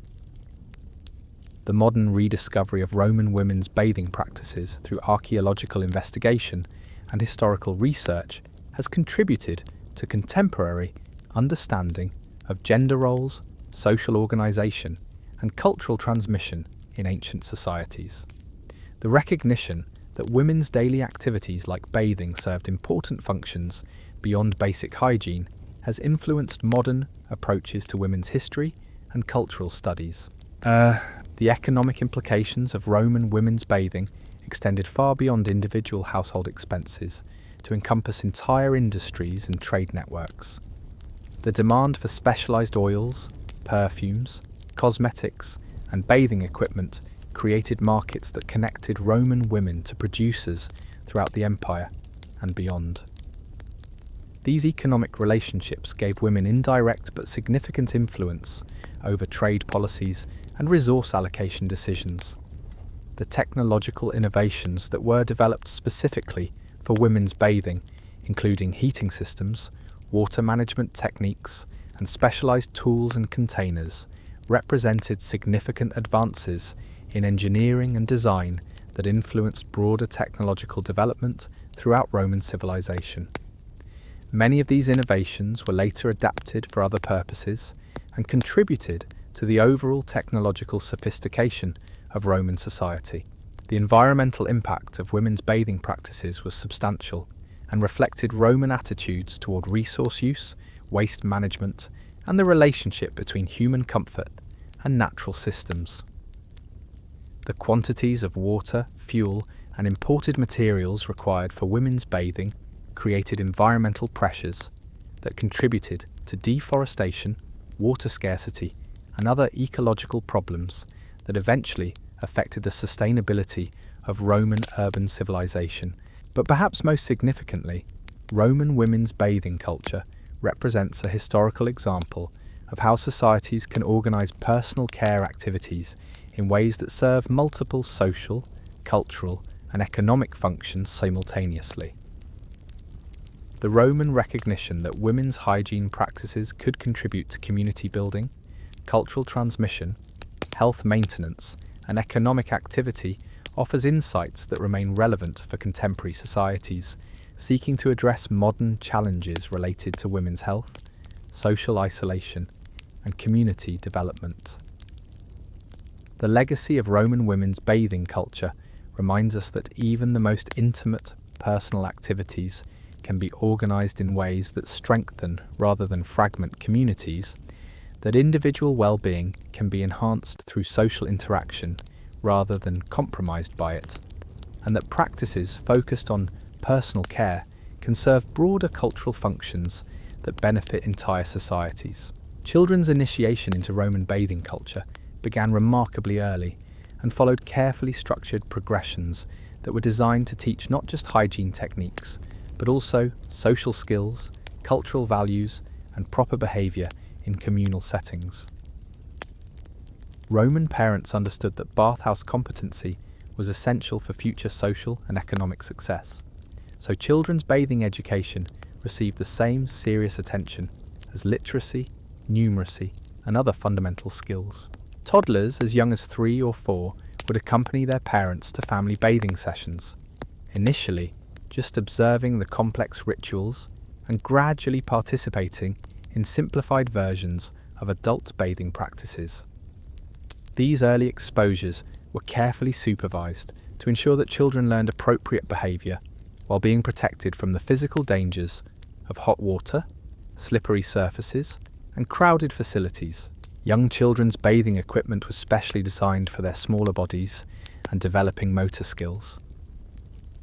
Miniature stridules with rounded edges, lightweight oil containers, and child-sized wooden sandals were crafted by specialised artisans who understood the unique requirements of juvenile bathers. Wealthy families often commissioned custom bathing sets for their children, complete with decorative elements that reflected family status and aspirations. The progression from child to adult bathing privileges was marked by formal rituals and ceremonies that served important social functions. A child's first independent use of a stridule, their first solo visit to the caldarium, and their first participation in adult social conversations during bathing were all celebrated as significant milestones that marked growing maturity and social integration. Gender segregation in children's bathing began earlier than might be expected, reflecting Roman beliefs about the importance of preparing boys and girls for their different adult roles and responsibilities. By age 7 or 8, children typically began bathing primarily with same-gender family members and learning the specific skills and behaviours that would be expected of them as adult men or women. The educational aspects of children's bathing extended far beyond hygiene instruction to encompass lessons in social hierarchy, cultural values, and practical life skills. Children learn to recognise different social classes through observation of bathing behaviours, to understand economic relationships through exposure to various oils and services, and to appreciate artistic and architectural beauty through experience with bathhouse decoration and design. Children from wealthy families often had personal bath attendants whose responsibilities included not just practical assistance with bathing procedures, but also instruction in proper etiquette, social observation skills, and cultural knowledge that would be essential for future success in adult Roman society. These specialised servants were often chosen for their educational abilities as much as their technical bathing skills. The health benefits of regular bathing for children were well recognised by Roman parents and physicians, who believed that proper hygiene habits established in childhood would contribute to lifelong health and longevity. Children's bathing regimens were carefully designed to strengthen their developing bodies while protecting them from the various diseases and conditions that threatened young Romans. The social benefits of children's bathhouse participation were equally important to Roman families. Children who were comfortable in bathhouse settings, skilled in bathing techniques, and knowledgeable about bathing etiquette would be better positioned to form friendships, business relationships, and marriage alliances as adults. Bathhouse competency was considered an essential element of social capital that parents had a responsibility to provide for their children. The psychological effects of communal bathing on children were generally positive, according to Roman understanding, because exposure to diverse social situations and naked human bodies was believed to promote healthy emotional development and realistic understanding of human nature. Children who grew up in bathhouse culture were thought to be more confident, socially skilled, and emotionally mature than those who lacked such experiences. The economic aspects of children's bathing represented significant family investments that reflected Roman priorities and values. The costs of specialized equipment, child-appropriate oils and treatments, and additional supervision required for safe children's bathing were substantial, but most Roman families considered these expenses essential for proper child rearing and future family success. The religious dimensions of children's bathing included special ceremonies and observances designed to invoke divine protection for young bathers and to integrate children into the spiritual aspects of Roman bathing culture. Children learned to make appropriate offerings to bathing deities, to observe religious protocols during bathing activities, and to understand the spiritual significance of cleanliness and purification rituals. The seasonal variations in children's bathing reflected Roman understanding of child development and health maintenance throughout the year. Winter bathing for children emphasized warming treatments and disease prevention, while summer bathing focused on cooling and skin protection. Spring and autumn bathing were designed to help children's bodies adjust to changing weather conditions and seasonal health challenges. The regional differences in children's bathing practices demonstrated how Roman families adapted general cultural patterns to local conditions and resources. Children in northern provinces learned different temperature tolerance and clothing protocols than those in southern regions. Children in coastal areas were exposed to seawater treatments and marine-based therapies that weren't available to inland families. The transition from childhood to adult bathing privileges was a complex process that involved not just physical maturation, but also demonstration of social skills, cultural knowledge, and behavioural competency. Young Romans had to prove their readiness for adult bathing responsibilities through examinations of their technical abilities, social awareness, and understanding of proper protocols. The documentation of children's bathing practices in Roman sources provides modern historians with insights into Roman attitudes toward child development, family relationships, and cultural transmission that wouldn't be available through other types of evidence. The attention that Romans paid to children's bathing education reveals how seriously they took the responsibility of preparing young people for adult participation in Roman civilization. The influence of Roman children's bathing practices on later historical periods can be traced through various cultural traditions that emphasized the importance of early hygiene education and social integration. Medieval Christian monasteries, Islamic madrasas, and Renaissance humanist schools all incorporated modified versions of Roman insights about the relationship between cleanliness habits and character development. The modern recognition that childhood experiences shape adult behaviours and social skills owes something to Roman understanding of how early exposure to communal bathing could influence lifelong patterns of social interaction, personal care, and cultural participation. Contemporary child development theories that emphasise the importance of diverse social experiences and graduated responsibility progression reflect insights that were first systematically applied in Roman children's bathing education. The archaeological evidence for Roman children's bathing, including specialised equipment, child-sized facilities, and decorative elements designed to appeal to young bathers, demonstrates the significant resources that Roman society invested in children's hygiene education and the sophisticated understanding that Romans had developed about child psychology and development.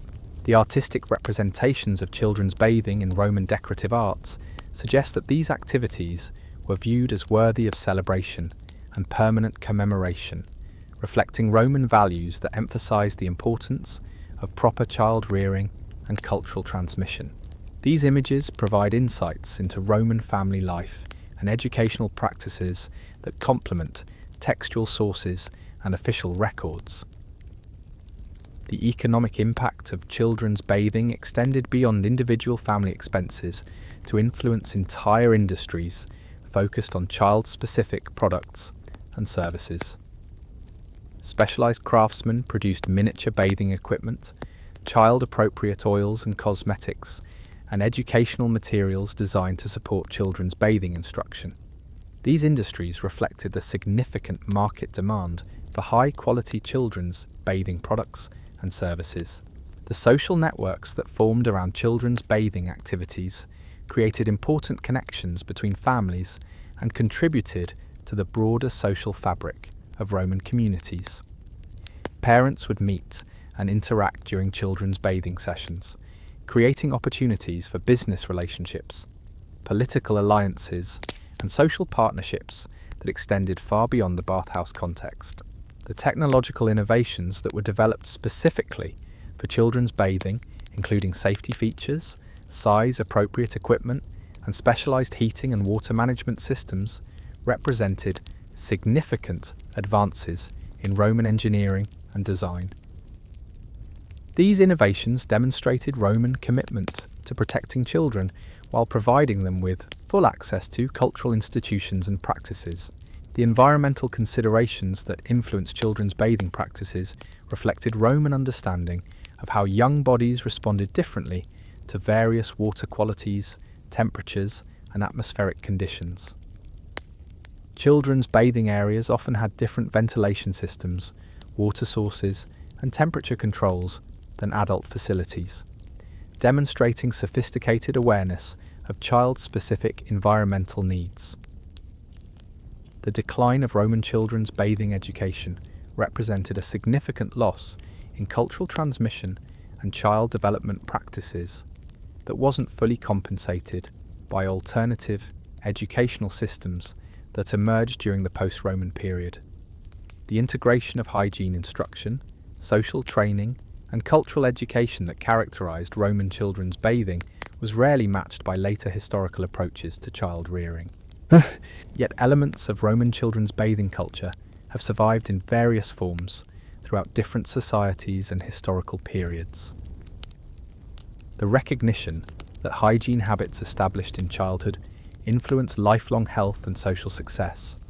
The understanding that children benefit from graduated exposure to adult social situations, and the insight that personal care activities can serve educational functions all reflect Roman innovations that continue to influence contemporary approaches to child development and education. The legacy of Roman children's bathing culture offers valuable insights for modern societies seeking to address contemporary challenges related to child health, social development, and cultural transmission. The Roman model demonstrates how routine activities like bathing can be transformed into comprehensive educational experiences that serve multiple developmental functions simultaneously. The medical supervision of children's bathing was extraordinarily detailed, with Roman physicians developing specialized theories about how young bodies responded to different water temperatures, oil applications, and scraping techniques. They believed that children's humours were more volatile and sensitive than adult humours, requiring careful monitoring and adjustment to prevent developmental problems that could affect them throughout their lives.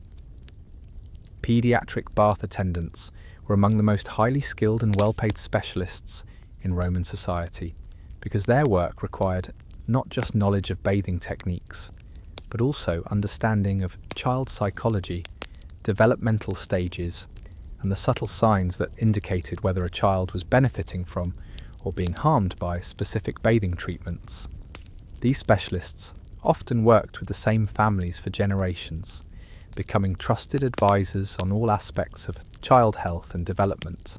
The timing of children's bathing sessions was calculated according to complex schedules that took into account meal times, sleep patterns, educational activities, and seasonal health considerations. Roman parents believed that bathing at the wrong time could disrupt a child's natural development rhythms and cause lasting harm to their physical and mental growth. The water quality standards for children's bathing areas were typically higher than those maintained for adult facilities, with more frequent water changes, additional filtration systems, and careful monitoring of temperature consistency. Romans recognised that children were more susceptible to waterborne illnesses and more sensitive to temperature fluctuations than adults. The oil selections for children were based on different principles than adult bathing oils, with emphasis on gentleness, purity, and developmental appropriateness rather than therapeutic intensity or social status demonstration. Children's oils were often specially prepared by skilled apothecaries who understood how different substances affected developing skin and growing bodies. The scraping techniques used on children required modified approaches that took into account their smaller size, more delicate skin, and different social status within bathing hierarchies. Child-specific strigils were designed with rounded edges and lighter weight to prevent injury while still providing effective cleansing. The pressure and rhythm of scraping had to be adjusted for children's different pain tolerance and skin sensitivity. The social dynamics of children's bathing created unique learning environments where young Romans absorbed cultural knowledge through observation and participation rather than formal instruction. Children learned about social hierarchy by watching how different adults interacted during bathing sessions, about economic relationships by observing the quality of oils and services that different families could afford, and about political dynamics by listening to adult conversations during communal soaking. The protective measures implemented for children's bathing safety were remarkably comprehensive, including specialised flooring materials that provided better traction for small feet, lower pool edges that reduced drowning risks, and constant supervision by trained attendants who understood the specific dangers that threatened young bathers. Some bathhouses had separate children's areas with shallower pools and more closely controlled temperatures. The transition rituals that marked children's progression through different levels of bathing competency served important psychological functions by providing clear markers of growing maturity and social integration. These ceremonies often involved gift-giving, special meals, and recognition by extended family members and community leaders who validated the child's achievement and welcomed them into higher levels of social participation. The educational games and activities that were integrated into children's bathing sessions transformed potentially boring hygiene routines into engaging learning experiences that children looked forward to rather than endured. These activities taught practical skills like oil application and strigil use, while also providing instruction in counting, language, social interaction, and cultural knowledge. The record-keeping systems that wealthy Roman families maintained regarding their children's bathing activities provide modern historians with detailed insights into Roman approaches to child health monitoring and developmental assessment. These records tracked growth patterns, health improvements, social progress, and educational achievements that were believed to be related to proper bathing practices. The seasonal festivals and celebrations that incorporated children's bathing activities created community-wide events that strengthened social bonds while providing educational opportunities for young Romans. These festivals often featured competitions, demonstrations, and ceremonies that celebrated children's achievements and encouraged continued participation in bathing culture. The architectural modifications that were made to accommodate children's bathing needs demonstrated Roman commitment to inclusive design and child-friendly environments. Special staircases with smaller steps, lower benches for easier seating, and improved lighting in children's areas all reflected sophisticated understanding of how physical environments affected young users. The clothing and accessory industries that developed around children's bathing created specialized markets for products designed specifically for young bathers. These included waterproof containers for children's personal items, decorative bathing costumes for special occasions, and educational materials that helped children learn proper bathing procedures through play and entertainment. The health monitoring systems that were implemented for children's bathing included regular examinations by trained attendants who checked for skin conditions, growth abnormalities, and other health issues that might be detected or treated through modified bathing practices. These early detection systems often identified problems that could be addressed before they became serious health threats. The family bonding activities that were built into children's bathing routines created important opportunities for intergenerational interaction and cultural transmission. Grandparents would share family stories and cultural wisdom during bathing sessions. Parents would provide individual attention and instruction, and siblings would develop cooperative relationships through shared bathing responsibilities. The psychological counselling functions that were often performed by skilled children's bath attendants reflected Roman understanding of the connection between physical care and emotional well-being. These specialists learned to recognise signs of emotional distress, family problems, or social difficulties that might be affecting a child's development and well-being. The documentation and preservation of children's bathing traditions through artistic representations, written accounts, and material culture demonstrates the high value that Romans placed on these practices and their recognition that children's experiences were worthy of permanent commemoration and cultural celebration.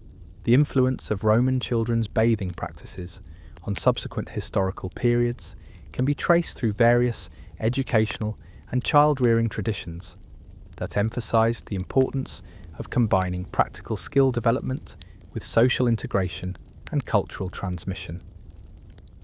Many later societies adopted modified versions of Roman insights about the relationship between childhood experiences and adult competencies. The modern recognition that early childhood experiences have lasting effects on adult behaviour, social skills, and cultural identity owes something to Roman understanding of how children's participation in community institutions like bathhouses could shape their lifelong patterns of social interaction and cultural participation. But perhaps most significantly, Roman children's bathing culture demonstrates how societies can design institutions and practices that serve multiple developmental functions simultaneously, providing practical skill instruction, social integration, health maintenance, and cultural education through single comprehensive systems that efficiently address diverse childhood needs. The decline of Roman children's bathing education represented not just the loss of specific hygiene practices, but the collapse of an entire approach to child development that understood the importance of community involvement, graduated responsibility progression, and integrated learning experiences that connected practical skills with cultural knowledge and social competencies. The legacy of Roman children's bathing culture offers valuable insights for contemporary societies seeking to address modern challenges related to child development, community integration, and cultural transmission in an increasingly fragmented and individualistic world where children often lack access to comprehensive, community-based learning experiences. The Roman model demonstrates that routine daily activities can be transformed into rich educational environments that serve multiple developmental functions while strengthening rather than fragmenting community bonds and cultural continuity across generations. The integration of hygiene instruction with social training, health maintenance with cultural education, and individual skill development with community participation that characterized Roman children's bathing represents a holistic approach to child development that modern societies might benefit from studying and adapting to contemporary conditions and needs. The recognition that children's daily experiences shape their lifelong patterns of behaviour, social interaction, and cultural participation reflects Roman wisdom about child development that remains relevant for modern parents, educators, and community leaders seeking to create environments that support healthy child development and strong community connections. The Roman understanding that children's participation in adult community institutions, when properly supervised and adapted to developmental needs, could accelerate social integration and cultural learning while providing practical benefits, suggests approaches to childhood education that differ significantly from modern tendencies toward age, segregation, and institutional specialization. The archaeological evidence for these sophisticated systems that Romans developed to accommodate children's bathing needs demonstrates their commitment to inclusive community design and their recognition that children's full participation in cultural institutions required thoughtful adaptation and specialized support rather than simple exclusion or minimal accommodation. The artistic and literary celebrations of children's bathing activities in Roman culture reflect values that emphasized the importance of childhood experiences and recognized young people as full participants in community life, rather than simply future adults waiting to begin their real social participation.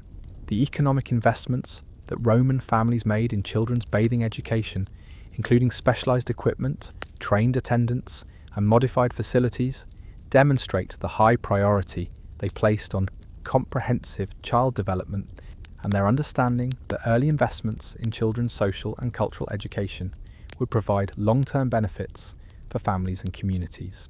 The social networks that formed around children's bathing activities created important connections between families and contributed to community cohesion while providing children with diverse adult role models and learning opportunities that extended far beyond their immediate family circles.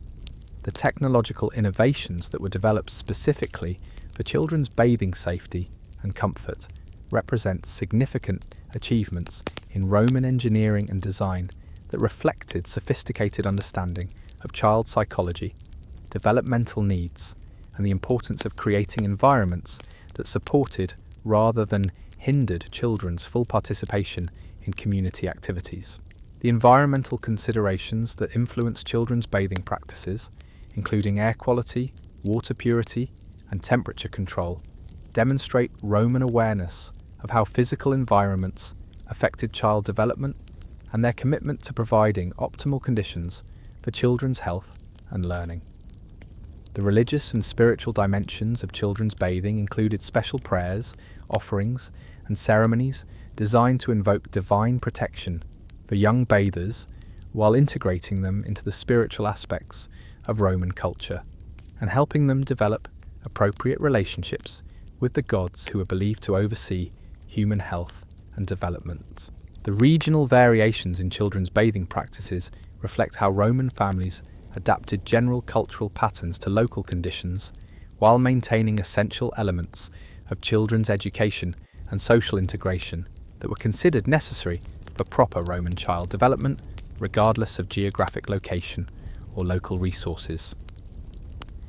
The seasonal rhythms of children's bathing followed patterns that were designed to support children's health and development throughout the year, while teaching them about natural cycles, cultural traditions, and the importance of adapting personal practices to changing environmental conditions and social expectations. The decline of Roman children's bathing culture had lasting effects on European approaches to child development, education, and community integration that weren't fully addressed until modern recognition of the importance of comprehensive childhood experiences and community-based learning environments. Yet the basic insights that Romans developed about children's developmental needs, the importance of community involvement in child rearing, and the value of integrating practical skills with cultural education continue to influence contemporary approaches to childhood development and education in various forms throughout different societies and educational systems.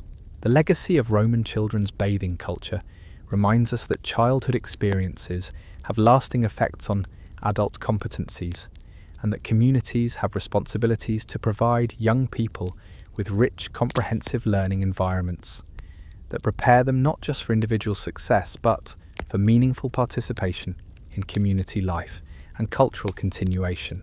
The Roman recognition that children's daily activities could be transformed into educational opportunities that served multiple developmental functions simultaneously offers inspiration for modern societies seeking to create more integrated and comprehensive approaches to childhood education and community involvement. The sophisticated understanding that Romans developed about the relationship between physical care, social interaction, and cultural learning suggests approaches to child development that might help address contemporary challenges related to childhood obesity, social isolation, and cultural disconnection that affect many young people in modern individualistic societies. The Roman model of children's bathing culture demonstrates that it's possible to create community institutions that serve children's needs while also strengthening family bonds, community connections, and cultural continuity in ways that benefit entire societies rather than just individual families or children. The documentation of Roman children's bathing practices provides modern researchers with insights into historical approaches to child development that complement and sometimes challenge contemporary theories about childhood education, social integration, and the relationship between individual development and community participation. The artistic representations of children's bathing in Roman decorative arts suggest that these activities were viewed as worthy of celebration and permanent commemoration, reflecting cultural values that recognize childhood experiences as important in their own right, rather than simply preparation for adult life. The economic impact of Roman children's bathing culture extended beyond individual family expenses to create entire industries focused on child-specific products and services, demonstrating the significant market demand for high-quality childhood experiences and the economic benefits that communities could derive from investing in comprehensive child development systems. The social functions that Roman children's bathing served in creating connections between families, facilitating cultural transmission, and providing opportunities for community involvement offer models for contemporary societies seeking to address modern challenges related to social fragmentation, cultural discontinuity, and the isolation of families from broader community support systems. The technological innovations that Romans developed specifically for children's bathing represent significant achievements in engineering and design that reflected their commitment to creating safe, comfortable, and educationally rich environments for young people's development and learning. The environmental impact of Roman children's bathing practices would make modern environmentalists weep with a mixture of admiration and horror. These weren't just individual families using a bit of extra water for the kids. This was an entire civilization that had decided that proper child development required the systematic consumption of forests, the diversion of rivers, and the creation of waste streams that would make a modern industrial plant look restrained. The fuel requirements for heating children's bathing areas were staggering. Roman engineers calculated that maintaining optimal water temperatures for young bathers required approximately 30% more fuel than adult facilities, because children's bodies couldn't tolerate the temperature fluctuations that adults found merely uncomfortable. This meant that every bathhouse with children's facilities needed additional furnace capacity, extra storage for fuel supplies, and specialized heating systems that could maintain more precise temperature controls. The wood consumption was particularly intense. Roman children's bathhouses burned through entire forests with the casual efficiency of a modern paper mill. Oak, pine, and imported hardwoods were fed into hypercaust furnaces around the clock, creating heat that would warm floors, walls, and water to temperatures that would keep young Romans comfortable while they learned the complex social rituals of communal bathing. The smoke from these operations created permanent haze over major Roman cities, a testament to their commitment to proper child hygiene. Water usage for children's facilities followed similar patterns of excess disguised as necessity. Romans believed that children required fresher, cleaner water than adults, which meant more frequent complete water changes, additional filtration systems, and higher quality source water that often had to be transported from distant springs or rivers. Some wealthy families insisted on daily complete water replacement for their children's private bathing areas, a practice that would consume more water in a week than most modern households use in a month. The oil consumption was equally dramatic. Children's bathing required specialised oil blends that were gentler and more expensive than adult formulations. These oils were often imported from distant provinces, transported in ceramic containers that were themselves valuable commodities. The quantities were substantial because children's bathing sessions were longer and more frequent than adult sessions, and the oils had to be applied more liberally to protect young skin from the aggressive scraping techniques that were considered essential for proper cleansing. The waste production from children's bathing created environmental challenges that Roman engineers addressed with typical Roman pragmatism and complete disregard for long-term consequences. The scraped-off oil, dead skin, and various bodily fluids that accumulated during children's bathing sessions were collected and disposed of through systems that would horrify modern environmental regulators. Some facilities dumped this organic waste directly into local rivers or streams. Others buried it in pits that gradually leached into groundwater supplies. The manufacturing requirements for children's bathing equipment created entire industries focused on producing miniature versions of adult bathing tools. Specialised metalworkers crafted child-sized strigils with rounded edges and lighter weights. Ceramic workshops produced scaled-down oil containers, water vessels, and storage jars. Textile workers created bathing costumes, towels, and protective coverings sized for young bodies.